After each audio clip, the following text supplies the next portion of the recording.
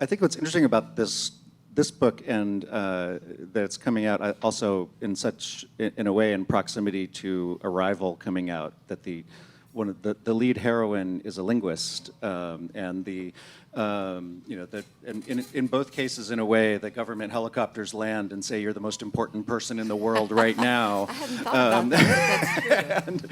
And I realize that they're not they don't share much other than that, but I think it's curious that we have this, and one of our projects is around linguistics, the Rosetta Project, where we've been trying to catalog all these things, and so heroes that are linguists are important to us, but I'm wondering where the hero linguist part of this came from in your guys' process.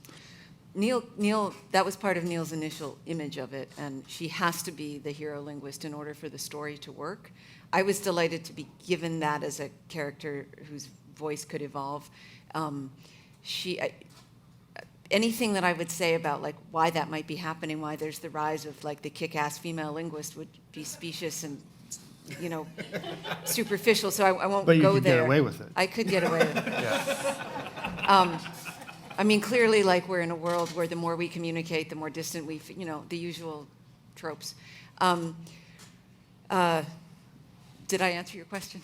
No, I just find it interesting that we have that now. It's great to get to now write female in that, linguists yeah. and historical linguists are the heroes of I'm our action movies. I'm not a linguist, but I was a nerdy enough kid involving language that when I was a kid, like I would read nerdy like books about where language comes from, and I don't think I made as much use of it as I would have liked to. But there's little places where the fact that I know a little bit about little bits of language kind of work their way in, and given the opportunity, I'd certainly do more of that.